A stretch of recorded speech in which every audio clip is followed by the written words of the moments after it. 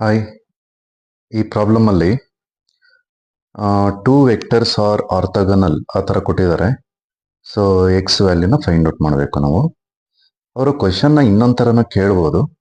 So if 3i minus 5j plus 7k and 2i plus 6j plus 2k are perpendicular then find the x ಅಂತ ಆ ಥರನೂ ಕೇಳ್ಬೋದು. ಇಲ್ಲಿ orthogonal ಅಂದ್ರೂ ಒಂದೇ, ಸೊ ಪರ್ಪೆಂಡಿಕ್ಯುಲರ್ ಅಂತ ಅಂದ್ರೂ ಒಂದೇ ಆಗುತ್ತೆ. ಸೊ ಯಾವ ಥರ ಕೇಳಿದ್ರೂ ಸೇಮ್ ಆನ್ಸರ್. ಸೊ ಇದು ಎ ವೆಕ್ಟರ್ ಅಂತ ಇಟ್ಕೊಂಡ್ರೆ ಇದನ್ನ ನಾವು ಬಿ ಅಂತ ಇಟ್ಕೊಂಡ್ರೆ, so vector a and vector b are orthogonal ಅಂತ ಆಗುತ್ತೆ ಕೊಟ್ಟಿರೋ ಸೆಂಟೆನ್ಸ್. ಸೊ ಈ ತರ ಆರ್ಥೋಗನಲ್ ಅಥವಾ ಪರ್ಪೆಂಡಿಕ್ಯುಲರ್ ಆ ತರ ಆಯ್ತು ಅಂದ್ರೆ, so we can write A dot B equal to 0. A dot B equal to 0 ಅಂತ ಬರ್ಕೊಳ್ಬೋದು ನಾವು. ಅಲ್ಲಿಗೆ dot product of the two vectors is 0 ಅಂತ. ಅದು ವೆಕ್ಟರ್ಸ್ ನ ಬರ್ಕೊಂಡು ಡಾಟ್ ಪ್ರಾಡಕ್ಟ್ ಫೈಂಡ್ ಔಟ್ ಮಾಡಿ 0ಗೆ ಈಕ್ವೇಟ್ ಮಾಡಿದ್ರೆ ಆನ್ಸರ್ ಸಿಗುತ್ತೆ ನಮಗೆ.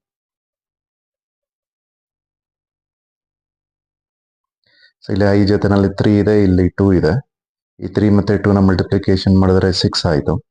ಹಾಗೆ ಜೆ ನಲ್ಲಿ ಏನಿದೆ ನಂಬರ್ಸ್ ಅದನ್ನ ಮಲ್ಟಿಪ್ಲೈ ಮಾಡಿ -5 ಇಂಟು ಎಕ್ಸ್. ಆಮೇಲೆ ಕೆ ಜೊತೆನಲ್ಲಿ ಏನಿದೆ ಅದನ್ನ ಮಲ್ಟಿಪ್ಲೈ ಮಾಡಿ 7 ಇಂಟು 2 14. ಸೊ ಈಗ 6 ಪ್ಲಸ್ 14 ಅಂತ ಅಂದ್ರೆ 20 ಆಯ್ತು. ಇದನ್ನ ಟ್ರಾನ್ಸ್ಪೋಸ್ ಮಾಡಿದ್ರೆ 5x ಆಯ್ತು.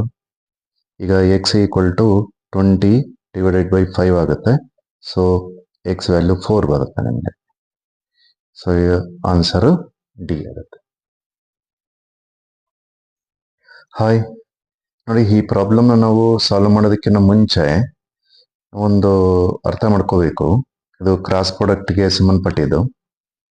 ಈಗ ನಾವು ಐ ಆದ್ಮೇಲೆ ಜೆ ಬರುತ್ತೆ, ಜೆ ಆದ್ಮೇಲೆ ಕೆ ಬರುತ್ತಲ್ವಾ ಇಂಗ್ಲಿಷ್ ಆಲ್ಫಾಬೆಟಿಕಲ್ ಆರ್ಡರ್ ತಗೊಂಡ್ರೆ. ಈಗ ನೀವು ಎ ಬಿ ಸಿ ಡಿ ಆ ಥರ ಬರ್ಕೊಳ್ತಾ ಬಂದಾಗ ಐ ಆದ್ಮೇಲೆ ಜೆ ಬರುತ್ತೆ, ಜೆ ಆದ್ಮೇಲೆ ಕೆ ಬರುತ್ತೆ. ಬಟ್ ಇಲ್ಲಿ ಈ ಪ್ರಾಬ್ಲಮ್ ಅಲ್ಲಿ ಐ ಜೆ ಕೆ ಮಾತ್ರ ಯೂಸ್ ಮಾಡಿರೋದು, ಅದಕ್ಕೆ ನಾವು ಈ ತರ ಬರ್ಕೊಳ್ಳೋಣ. ಸೊ ಐ ಆದ್ಮೇಲೆ ಜೆ ಬರುತ್ತೆ, ಜೆ ಆದ್ಮೇಲೆ ಕೆ ಬರುತ್ತೆ, ಕೆ ಆದ್ಮೇಲೆ ಅಗೇನ್ ಐ ಬರಬೇಕು. ಸೊ ಈ ತರ ನಾವು ತೊಗೊಳ್ಬೇಕಾಗತ್ತೆ. ಮತ್ತೆ ಈಗ ಫಾರ್ ಎಕ್ಸಾಂಪಲ್ ಇವಾಗ ಐ ಕ್ರಾಸ್ ಜೆ ಅಂತ ಕೊಟ್ಟಿದ್ದಾರೆ ಅಂದ್ರೆ, ಈಗ ಐ ಮತ್ತೆ ಜೆ ಎರಡಿದೆ ಇಲ್ಲಿ, ಇನ್ನು ಉಳ್ದಿರೋದು ಕೆ ಇಲ್ಲ ಇಲ್ಲಿ. ಸೊ ಹಂಗಾಗಿ ಕೆ ಬರೀಬೇಕಾಗುತ್ತೆ. ರೀಸನ್ ಏನು ಅಂದ್ರೆ, ಇವಾಗ ನೀವು 3 ಡೈರೆಕ್ಷನ್ಸ್ ತಗೊಂಡ್ರೆ 3 ಪರ್ಪೆಂಡಿಕ್ಯುಲರ್ ಡೈರೆಕ್ಷನ್ಸ್ ಅಂತ ತಗೊಂಡ್ರೆ, ಸೊ ಒಂದು ಐ ಆಗುತ್ತೆ, ಇನ್ನೊಂದು ಜೆ ಆಗುತ್ತೆ, ಇನ್ನೊಂದು ಕೆ ಆಗುತ್ತೆ, unit vectors. So unit vector along this direction is I, this direction is J, this direction is K. All are perpendiculars to each other. ಅವಾಗ ಐ ಕ್ರಾಸ್ ಜೆ ಅಂದ್ರೆ definite ಆಗಿ K ಬರೀಲೇಬೇಕಾಗುತ್ತೆ. But ಅದು plus K ಬರೀಬೇಕಾ minus K ಬರೀಬೇಕಾ ಅನ್ನೋದು ಇಲ್ಲಿ order ಮೇಲೆ depend ಆಗುತ್ತೆ. ಈಗ English alphabetical order ಅಲ್ಲೇ ನೀವು ಇದನ್ನ ತಗೊಂಡ್ರೆ ಅವಾಗ ಇದು ಪ್ಲಸ್ ಸಿಂಬಲ್ ಇರುತ್ತೆ. ಇಲ್ಲ ಏನಾದ್ರು ಬೇರೆ ಚೇಂಜಸ್ ಇತ್ತು ಅಂದ್ರೆ ಮೈನಸ್ ಇರುತ್ತೆ. ನೀವು ಫಾರ್ ಎಕ್ಸಾಂಪಲ್ ಈಗ ಜೆ ಕ್ರಾಸ್ ಐ ಅಂತ ಬರಿತೀವಿ ನಾವು, ಅವಾಗೂ ಕೂಡ ನಾವು ಕೆನೆ ಬರೀಬೇಕು. ಬಟ್ ಇಲ್ಲಿ ಪ್ಲಸ್ ಬರೀಬೇಕಾ ಮೈನಸ್ ಬರೀಬೇಕಾ ಅಂದ್ರೆ ಮೈನಸ್ ಬರೀಬೇಕಾಗತ್ತೆ, ಯಾಕಂದ್ರೆ ಇದು ಈ ಆರ್ಡರ್ ಇಲ್ಲ ಇದು. ಸೊ ಇದೇ ಆರ್ಡರ್ ಇತ್ತು ಅಂದ್ರೆ ಪ್ಲಸ್ ಸಿಂಬಲ್, ಇಲ್ಲ ಅಂದ್ರೆ ಮೈನಸ್ ಸಿಂಬಲ್ ಬರೀಬೇಕಾಗತ್ತೆ. ಸೊ ಆ ರೀತಿ ನೋಡ್ಕೊಂಡು ಇಲ್ಲಿ ಐ ಡಾಟ್ ಈ ಜೆ ಕ್ರಾಸ್ ಕೆಗೆ ನಾವು ಐ ಬರೀಬೇಕಾಗತ್ತೆ, ಯಾಕಂದ್ರೆ ಇದು ಆರ್ಡರ್ ಇದೆ. ಜೆ ಕ್ರಾಸ್ ಕೆ ಐ ಆಗುತ್ತೆ. ಹಾಗೆ J dot K cross I ಅದು ಆರ್ಡರ್ ಅಲ್ಲೇ ಇದೆ, ಸೊ ಹಂಗಾಗಿ ಪಾಸಿಟಿವ್ ಜೆ ಬರುತ್ತೆ. ನೆಕ್ಸ್ಟ್ ಕೆ ಡಾಟ್ ಇದನ್ನು ಅಷ್ಟೇನೆ ಕೆ ಬರೀಬೇಕಾಗತ್ತೆ, ಯಾಕಂದ್ರೆ ಇದು ಆರ್ಡರ್ ಅಲ್ಲೇ ಇದೆ, ಸೊ ಪಾಸಿಟಿವ್ ಕೆ ಬರುತ್ತೆ. ಸೊ ಈಗ ಇದು ಒಂದು ಕಾನ್ಸೆಪ್ಟ್ ಆಯ್ತು ಕ್ರಾಸ್ ಪ್ರಾಡಕ್ಟ್ ಇಂದು. ಈಗ ಡಾಟ್ ಪ್ರಾಡಕ್ಟ್ ಇನ್ ಕಾನ್ಸೆಪ್ಟ್ ಪ್ರಕಾರ, ಈಗ dot product of the two same unit vectors ಅಂದ್ರೆ ಅವಾಗ 1 ಬರುತ್ತೆ ಆನ್ಸರ್. ಸೊ ಇದು 1 ಆಗುತ್ತೆ, ಸೊ ಇದು 1 ಆಗುತ್ತೆ. So answer is 3. ಹಾಯ್, ಇಲ್ಲಿ ಪ್ರಾಬ್ಲಮ್ ಅಲ್ಲಿ ಇನ್ಕ್ಲೈನ್ ರೆಕ್ಟ್ ಅಂತ ಕೇಳಿದ್ದಾರೆ. ಸೊ ಇನ್ಕ್ಲೈನ್ ರೆಕ್ಟ್ ಅಂತ ಅಂದ್ರೂ ಒಂದೇನೆ, ಆಂಗಲ್ ಬಿಟ್ವೀನ್ ದ ವೆಕ್ಟರ್ಸ್ ಅಂದ್ರೂ ಒಂದೇನೆ. So if you consider theta is the angle between the vectors, then there is a formula. ಅಂದ್ರೆ ಇದು ಕಾಸ್ ಥೀಟಾ ಫಾರ್ಮುಲಾ ಇದೆ. ಸೊ ಕಾಸ್ ಥೀಟಾ ಅಂತಂದ್ರೆ vector a dot vector b by magnitude of a magnitude of B ಅಂತ. ಅಂದ್ರೆ ಇದನ್ನ ನಾವು vector A ಅಂದ್ಕೊಂತೀವಿ, ಇದನ್ನ vector B ಅಂತ ಅಂದ್ಕೊಂತೀವಿ ನಾವು.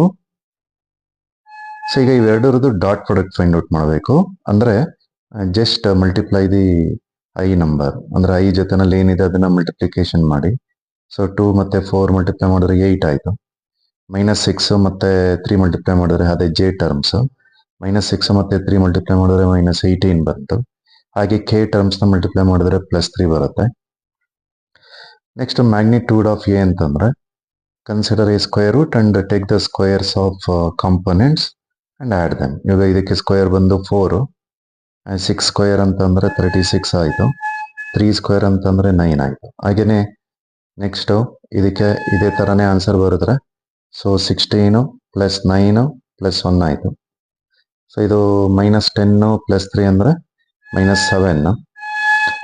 ಇದು ಮಲ್ಟಿಪ್ಲೈ ಮಾಡಿದ್ರೆ ಆ್ಯಡ್ ಮಾಡಿದಾಗ 49 ಆಯಿತು. ಸ್ಕ್ವೇರ್ ರೂಟ್ ಆಫ್ 49 ಅಂತಂದರೆ 7. ಇದು ಸ್ಕ್ವೇರ್ ರೂಟ್ ಆಫ್ 20, ಇದು 16 + 1 17, 26 ಬರುತ್ತೆ. ಸೊ ಇಲ್ಲಿ 7 ಕ್ಯಾನ್ಸಲ್ ಆಯಿತು. So cos theta equal to -1/√26 ಆಯಿತು. ಸೊ ಥೀಟಾ ಕಾಸ್ ಇನ್ವರ್ಸ್ -1/√26 ಬಂದಿದೆ. ಬಟ್ ಈ ಆನ್ಸರು ಈ ಆಪ್ಷನ್ಸಲ್ಲಿ ಇಲ್ಲ. ಸೊ ಬಟ್ ಯಾವುದು ಕರೆಕ್ಟ್ ಆಪ್ಷನ್ ಅಂತಂದರೆ ನಾವು ಹುಡುಗರು ಸಡನ್ ಆಗಿ ಏನು ಮಾಡ್ತೀವಿ, ಸಣ್ಣ ಆಫ್ ದೀಸ್ ಅಂತ ಬರಿತೀವಿ. ಸೊ ಆ ಥರ ಬರೆಯೋವಾಗಿಲ್ಲ. ಯಾಕಂದರೆ ಇಲ್ಲಿ ಸೈನ್ ಇನ್ವರ್ಸ್ ಕೊಟ್ಟಿದ್ದಾರೆ. ಈ ಕಾಸ್ ಇನ್ವರ್ಸ್ನ ಸೈನ್ ಇನ್ವರ್ಸ್ಗೆ ಕನ್ವರ್ಟ್ ಮಾಡಿ ಚೆಕ್ ಮಾಡಬೇಕು ಈ ಆನ್ಸರ್ ಏನಾದರೂ ಬರುತ್ತಾ ಇಲ್ಲ ಅಂತ. ಸೊ ಕನ್ವರ್ಟ್ ಮಾಡೋದಕ್ಕೆ ಒಂದು ಫಾರ್ಮುಲಾ ಇದೆ. ಏನದು ಅಂದರೆ ಸೈನ್ ಇನ್ವರ್ಸ್ ಬರ್ಕೊಂಡು ಒಂದು ಸ್ಕ್ವೇರ್ ರೂಟ್ ಬರ್ಕೊಂಡು 1 - ಮತ್ತೆ ಇಲ್ಲಿ ಏನಿರುತ್ತೆ ಆ ನಂಬರ್ಗೆ ಸ್ಕ್ವೇರ್ ಮಾಡಬೇಕು. ಇದು ಸ್ಕ್ವೇರ್ ಅಂತ ಬರೆದ್ರೆ 1/26 ಬರುತ್ತೆ. ಅಂದರೆ cos inverse x equal to sine inverse √1 - x² ಅಂತ. ಸೊ ಇದನ್ನ ಸಿಂಪ್ಲಿಫೈ ಮಾಡಿದಾಗ √25/26 ಬರುತ್ತೆ. ಅಲ್ಲಿಗೆ ಆನ್ಸರ್ ಬಂತು B.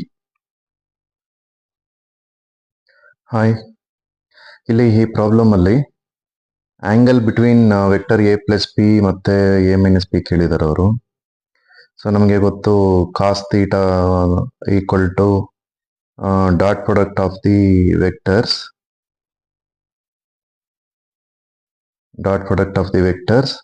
by the magnitudes of each vectors.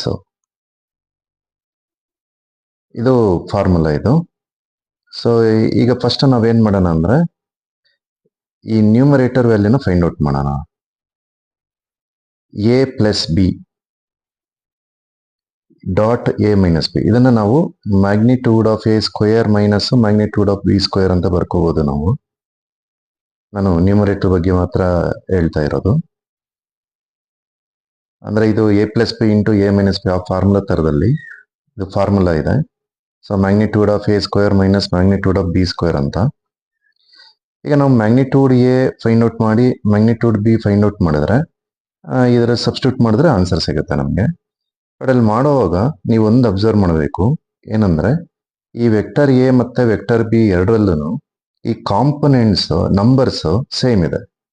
ಅಂದ್ರೆ ಅದು ಪಾಸಿಟಿವ್ ಆದ್ರೂ ಆಗ್ಬೋದು, ನೆಗೆಟಿವ್ ಆದ್ರೂ ಆಗ್ಬೋದು, ಅಥವಾ ಹೈ ಜೊತೆನಲ್ಲಿ ಇರ್ಬೋದು, ಜೆ ಜೊತೆನಲ್ಲಿ ಇರ್ಬೋದು, ಹೇಗಾನೆ ಇರ್ಬೋದು. ಬಟ್ ನಂಬರ್ಸ್ ಸೇಮ್ ಇದೆ ನೋಡಿ. ಇಲ್ಲಿ 1 ಇದೆ, 2 ಇದೆ, 3 ಇದೆ. ಇಲ್ಲೂ ಅಷ್ಟೇನೆ 1, 2, 3 ಇದೆ. ಅಂದ್ರೆ ನಾವೀಗ ಮ್ಯಾಗ್ನಿಟ್ಯೂಡ್ಸ್ನ ನಾವು ಫೈಂಡ್ ಔಟ್ ಮಾಡಿದಾಗ ಸೊ ಮ್ಯಾಗ್ನಿಟ್ಯೂಡ್ ಎ ಮತ್ತೆ ಮ್ಯಾಗ್ನಿಟ್ಯೂಡ್ ಬಿ ಎರಡು ಸೇಮ್ ಬರುತ್ತೆ ನಮಗೆ. ಸೊ ಹಂಗಾಗಿ ಇವೆರಡನ್ನ ಕ್ಯಾನ್ಸಲ್ ಮಾಡಿ ಸೊ 0 ಅಂತ ಬರ್ಕೋಬಹುದು. ಅವಾಗ ಕಾಸ್ ಥೀಟಾ 0 ಆಗುತ್ತೆ. ಸೊ ಕಾಸ್ ಥೀಟಾ 0 ಆಗೋ ಈ ಈಕ್ವೇಶನ್ ನ ಸ್ಯಾಟಿಸ್ಫೈ ಮಾಡೋ ತರ ಥೀಟಾ ವ್ಯಾಲ್ಯೂ ಯಾವ್ದಪ್ಪ ಅಂದ್ರೆ π/2 90 ಡಿಗ್ರಿ. ಅಲ್ಲಿಗೆ D is the correct answer. Hi, ಈ ಕ್ವಶನ್ ಅಲ್ಲಿ ಒಂದಷ್ಟು ವ್ಯಾಲ್ಯೂಸ್ ಕೊಟ್ಟಿದ್ದಾರೆ, ಮತ್ತೆ ಒಂದು ವ್ಯಾಲ್ಯೂ ಫೈಂಡ್ ಔಟ್ ಮಾಡ್ಬೇಕು ನಾವು, ಮ್ಯಾಗ್ನಿಟ್ಯೂಡ್ ಆಫ್ a - b. ತುಂಬಾ ಸಿಂಪಲ್ ಪ್ರಾಬ್ಲಮ್ ಇದು.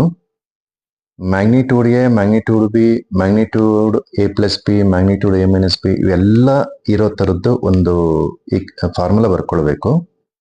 ಸೊ ಯಾವ್ದಾದ್ರು ಫಾರ್ಮುಲಾ ಅಂದ್ರೆ a + b² + a - b² = 2 times magnitude a² magnitude b². ಅಂದ್ರೆ ಇದನ್ನ ಸ್ಕ್ವೇರ್ ತಗೊಂಡು ಎಕ್ಸ್ಪೆನ್ಷನ್ ಮಾಡಿ, ಇದನ್ನ ಸ್ಕ್ವೇರ್ ತಗೊಂಡು ಎಕ್ಸ್ಪೆನ್ಷನ್ ಮಾಡಿ ಆಡ್ ಮಾಡಿದಾಗ ಇಲ್ಲಿ 2 ಟೈಮ್ಸ್ ಐ ಡಾಟ್ ಬಿ, ಇಲ್ಲೂ 2 times I dot B cancel ಆಗುತ್ತೆ. ಸೊ ರಿಮೈನಿಂಗ್ ನಂಬರ್ಸ್ ಇಲ್ಲಿ ಸಿಗುತ್ತೆ ನಮಗೆ. ಇದು ಫಾರ್ಮುಲಾ. ಸೊ ಈ ಫಾರ್ಮುಲಾದಲ್ಲಿ ಏನೇನು ಕೊಟ್ಟಿದ್ದಾರೆ ಸಬ್ಸ್ಟಿಟ್ಯೂಟ್ ಮಾಡೋಣ, ಮಿಕ್ಕಿದ್ದನ್ನ ಫೈಂಡ್ ಔಟ್ ಮಾಡೋಣ. ಸೊ ಎ ಪ್ಲಸ್ ಬಿ ಕೊಟ್ಟಿದ್ದಾರೆ 1, ಮತ್ತೆ ಮ್ಯಾಗ್ನಿಟ್ಯೂಡ್ ಎ ಮ್ಯಾಗ್ನಿಟ್ಯೂಡ್ ಬಿ ಕೊಟ್ಟಿದ್ದಾರೆ, ಅದನ್ನು ಸಬ್ಸ್ಟಿಟ್ಯೂಟ್ ಮಾಡಿ. ಇನ್ನು ಇದನ್ನು ಫೈಂಡ್ ಔಟ್ ಮಾಡಬೇಕು. So magnitude of A minus B whole square equal to, ಇದು 3 ಸ್ಕ್ವೇರ್ ಅಂದರೆ 9, 4 ಸ್ಕ್ವೇರ್ ಅಂದರೆ 16 ಆಯಿತು. 16 ಪ್ಲಸ್ 9 25 ಆಯಿತು. 25 ಇಂಟು 2 50 ಆಯಿತು. ಸೊ 50 ಈ ಕಡೆ ಬಂತು ಅಂದರೆ ಇದು -1 ಆಗುತ್ತೆ. ಅಲ್ಲಿಗೆ 50 - 1 49 ಆಗಿದೆ. ಸೊ ನಮಗೆ ಬೇಕಾಗಿರೋದು magnitude of A minus B ಅಷ್ಟೇ. ಹಾಗಾಗಿ ಸ್ಕ್ವೇರ್ನ ಈ ಕಡೆ ತಗೊಂಡಾಗ ಅದು ಸ್ಕ್ವೇರ್ ರೂಟ್ ಆಗುತ್ತೆ. ಸೊ ಆನ್ಸರು 7 ಬರುತ್ತೆ ನಿಮಗೆ. So option C is the correct option.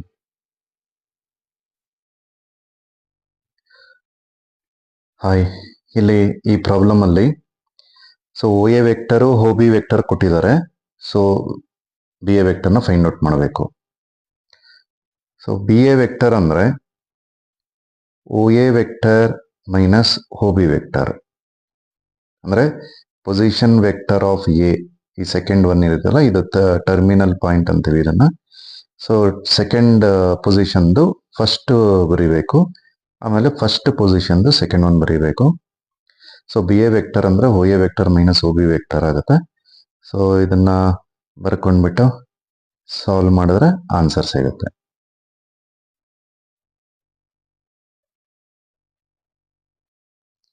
So I minus 2i ಅಂದ್ರೆ -i ಆಯಿತು. -2j ಮತ್ತೆ -2j ಅಂದ್ರೆ -4j ಆಯಿತು. ಕೆ ಇಲ್ಲಿ ಮೈನಸ್ ಮಲ್ಟಿಪ್ಲೈ ಮಾಡಿದಾಗ ಪ್ಲಸ್ ಕೆ ಬರುತ್ತೆ. Minus into minus plus K ಆಗುತ್ತೆ. ಇಲ್ಲಿ ಆಲ್ರೆಡಿ ಕೆ ಇದೆ. ಸೊ ಎರಡು ಆ್ಯಡ್ ಮಾಡಿದಾಗ 2k ಬರುತ್ತೆ. ಸೊ ಇದು ಆಪ್ಷನ್ ಸಿ ಆಗುತ್ತೆ. ಹಾಯ್, ಇದು ಒಂದು ಸಿಂಪಲ್ ಪ್ರಾಬ್ಲಮ್ ಇದು. ಸೊ ಇಲ್ಲಿ ಅವರು angle between the vector a and B is 60 degree ಅಂತ ಕೊಟ್ಟಿದ್ದಾರೆ. ಅದಕ್ಕೆ ಒಂದು ಸಿಂಬಲ್ ಬರ್ಕೊಳ್ಳಿ, ಥೀಟಾ ಈಕ್ವಲ್ ಟು 60 ಡಿಗ್ರಿ ಅಂತ. ಇನ್ನು ಮ್ಯಾಗ್ನಿಟ್ಯೂಡ್ ಎ ಮ್ಯಾಗ್ನಿಟ್ಯೂಡ್ ಬಿ ಕೊಟ್ಟಿದ್ದಾರೆ. ಆಮೇಲೆ a dot b find out ಮಾಡಬೇಕು.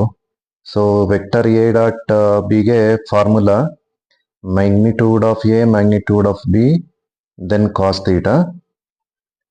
ಸೊ ಇದರಲ್ಲಿ ಏನೇನು ಕೊಟ್ಟಿದ್ದಾರೆ ಎಲ್ಲ ಸಬ್ಸ್ಟಿಟ್ಯೂಟ್ ಮಾಡಿ.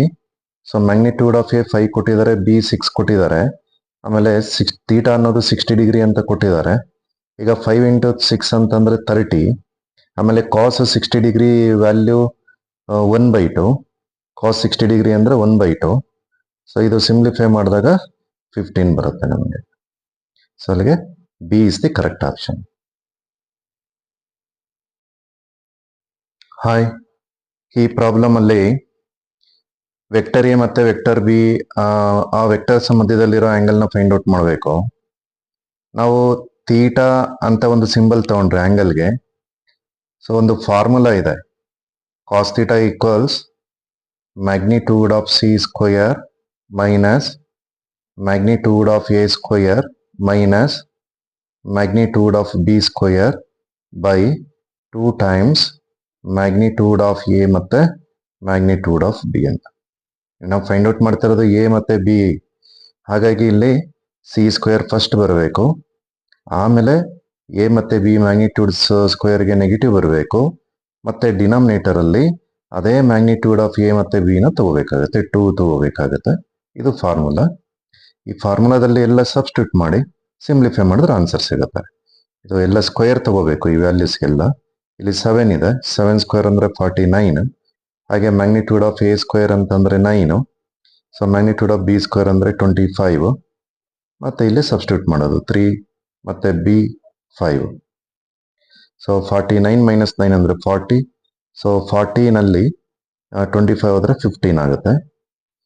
ಇದು 2 ಇಂಟು 15, ಯಾಕಂದ್ರೆ 3 into 5 15 cancel. We are getting 1/2. ಈಗ ಕಾಸ್ ಥೀಟಾ ಈಕ್ವಲ್ ಟು 1/2 ಅಂತ ಬಂದಿದೆ. ಇದನ್ನ ಸ್ಯಾಟಿಸ್ಫೈ ಮಾಡೋ ತರದಲ್ಲಿ ಥೀಟಾ ವ್ಯಾಲ್ಯೂ ಏನಾಗುತ್ತೆ, 60 ಡಿಗ್ರಿ ಆಗುತ್ತೆ, ಅಂದ್ರೆ 5/3. So option A.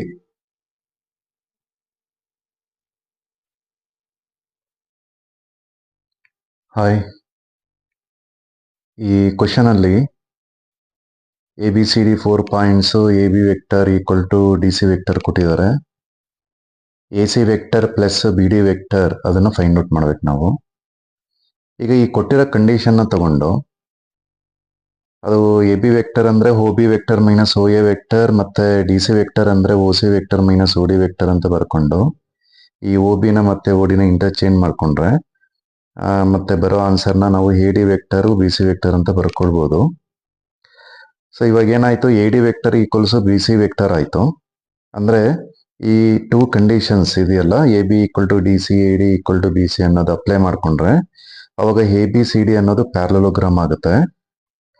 ಸೊ ಈ ಪ್ಯಾರಲೋಗ್ರಾಮ್ ಅಲ್ಲಿ ಸೊ ನಾವೀಗ AC ವೆಕ್ಟರ್ನ ಫೈಂಡ್ ಔಟ್ ಮಾಡಬೇಕು.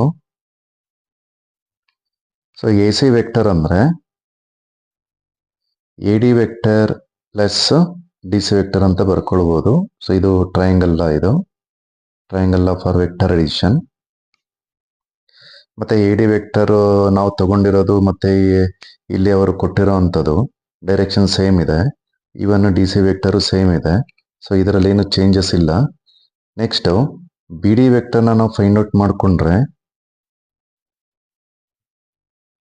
ಸೊ ಇಲ್ಲೂ ಟ್ರಯಾಂಗಲ್ ಅಪ್ಲೈ ಮಾಡಬೇಕಾಗುತ್ತೆ.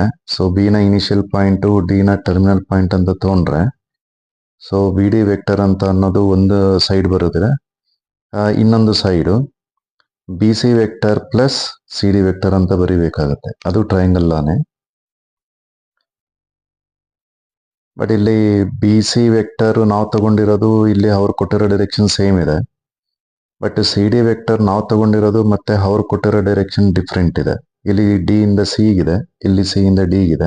ಸೊ ಹಾಗಾಗಿ ನಾವು ಇದನ್ನ ಮೈನಸ್ DC ವೆಕ್ಟರ್ ಅಂತ ಬರ್ಕೊಳ್ಳೋಣ. ಸೊ ಇದು BD ವೆಕ್ಟರ್ ಆಗುತ್ತೆ. ಸೊ ಈಗ ನಮಗೆ ಬೇಕಾಗಿರೋದು AC vector plus BD vector ಬೇಕಾಗಿದೆ. ಸೊ AC ವೆಕ್ಟರ್ ಅಂದ್ರೆ AD ಪ್ಲಸ್ DC, ಇದು BC plus BC minus DC. So ಇವೆರಡು ಕ್ಯಾನ್ಸಲ್ ಆಯಿತು. ಸೊ AD ಹಾಗೆ ಇರಲಿ. ಸೊ BCನ AD ಅಂತ ಬರ್ಕೊಳ್ಬೋದು, ಯಾಕೆಂದರೆ ನಾವು ಇಲ್ಲಿ ಪ್ರೂವ್ ಮಾಡಿದ್ದೀವಿ. ಸೊ ಹಾಗೆ total answer 2 times AD vector ಬರುತ್ತೆ. So option A is the correct option. Hi, ಈ ಪ್ರಾಬ್ಲಮ್ ಅಲ್ಲಿ ನಾವು A.B plus B.C plus C.A find out ಮಾಡಬೇಕು. ಅವರು ಸ್ವಲ್ಪ ಕಂಡೀಷನ್ಸ್ ಕೊಟ್ಟಿದ್ದಾರೆ. ABC R the unit vectors ಮತ್ತೆ A plus B plus C 0 vector ಅಂತ. ಇದು ಕಂಡೀಷನ್ನ ತಗೊಳ್ಳೋಣ. ಸೊ ಕಂಡೀಷನ್ನ ಬರ್ಕೊಂಡಾದ್ಮೇಲೆ ಇದಕ್ಕೆ ಈಗ ಆಕ್ಚುಲಿ ನಾವು ಇದು ಸ್ಕ್ವೇರ್ ತಗೊಂಡ್ರೆ, ಎರಡು ಕಡೆ ಸ್ಕ್ವೇರ್ ತಗೊಂಡಾಗ ಇದು ಮ್ಯಾಗ್ನಿಟ್ಯೂಡ್ಸ್ ಮಾತ್ರ ತಗೋಬೇಕಾಗತ್ತೆ. ಮ್ಯಾಗ್ನಿಟ್ಯೂಡ್ಸ್ ಸ್ಕ್ವೇರ್ ಅಂದ್ರೆ ವೆಕ್ಟರ್ಸ್ ಅಲ್ಲಿ ಮ್ಯಾಗ್ನಿಟ್ಯೂಡ್ಸ್ ಆರ್ ಈಕ್ವಲ್ ಅಂತ ತಗೊಳ್ಳಿ. ಈಕ್ವಲ್ ವೆಕ್ಟರ್ಸ್ ಅಲ್ಲಿ ಮ್ಯಾಗ್ನಿಟ್ಯೂಡ್ಸ್ ಈಕ್ವಲ್ ಅಂತ ಆ ಬೇಸಿಸ್ ಮೇಲೆ ತಗೊಳ್ಬೇಕು ನಾವು ಇದನ್ನ ಎಕ್ಸ್ಪಾಂಡ್ ಮಾಡಿದಾಗ magnitude A square B square plus C ಸ್ಕ್ವೇರ್ plus 2 times A.B B.C C.A. So ಇದು ಈ LHSಗೆ ಫಾರ್ಮುಲಾ. ಇದು A plus B plus C whole ಸ್ಕ್ವೇರ್ಗೆ ಫಾರ್ಮುಲಾ ಇದು. ಮತ್ತೆ ಮ್ಯಾಗ್ನಿಟ್ಯೂಡ್ ಆಫ್ 0 ವೆಕ್ಟರ್ ಅಂದ್ರೆ 0. ಮತ್ತೆ ಇಲ್ಲಿ ವ್ಯಾಲ್ಯೂಸ್ನ ಸಬ್ಸ್ಟಿಟ್ಯೂಟ್ ಮಾಡಬೇಕು. ಈಗ ABC ಆರ್ ಯೂನಿಟ್ ವೆಕ್ಟರ್ಸ್ ಅಂದ್ರೆ ಮ್ಯಾಗ್ನಿಟ್ಯೂಡ್ಸ್ 1 ಇರುತ್ತೆ. ಹಾಗಾಗಿ ಇದು 1 ಪ್ಲಸ್ 1 ಪ್ಲಸ್ 1 ಆಯಿತು. ಸೊ ಇದು ನಮಗೆ ಬೇಕಾಗಿರುವಂಥ ವ್ಯಾಲ್ಯೂ. ಸೊ ಇದಿಷ್ಟನ್ನ ಆ್ಯಡ್ ಮಾಡಿ ರೈಟ್ ಸೈಡ್ ತಗೊಂಡು ಮತ್ತೆ 2ನ ಕ್ರಾಸ್ ಮಲ್ಟಿಪ್ಲೈ ಮಾಡಿದಾಗ ನಮಗೆ ಬೇಕಾಗಿರುವಂಥ ವ್ಯಾಲ್ಯೂ -3/2 ಬರುತ್ತೆ. So -3/2 answer. ಇಲ್ಲ ನಾವು ಇಷ್ಟೊಂದೆಲ್ಲ ಮಾಡೋದಿಲ್ಲ, ನಮಗೆ ಒಂದು ಫಾರ್ಮುಲಾ ಬೇಕು ಇದಕ್ಕೆ ಅಂತಂದ್ರೆ ನಾವು ಡೈರೆಕ್ಟ್ ಆಗಿ ಫಾರ್ಮುಲಾ ಬರ್ಕೋಬಹುದು.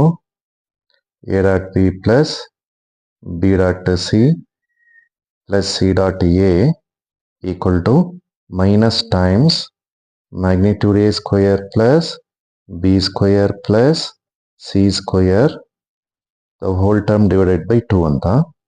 ಸೊ ಇದರಲ್ಲಿ ವ್ಯಾಲ್ಯೂಸ್ ಸಬ್ಸ್ಟಿಟ್ಯೂಟ್ ಮಾಡಿ ಮ್ಯಾಗ್ನಿಟ್ಯೂಡ್ಸ್ ಎಲ್ಲ 1 ಇರುತ್ತೆ. 1 ಪ್ಲಸ್ 1 ಪ್ಲಸ್ 1 ಅಂದ್ರೆ 3/2 ಬರುತ್ತೆ. ಆದರೆ ಈ ಫಾರ್ಮುಲಾ ಯಾವಾಗ ಅಪ್ಲಿಕೇಬಲ್ ಆಗುತ್ತೆ ಅಂದ್ರೆ ಈ ಕಂಡೀಷನ್ ಇದ್ದಾಗ.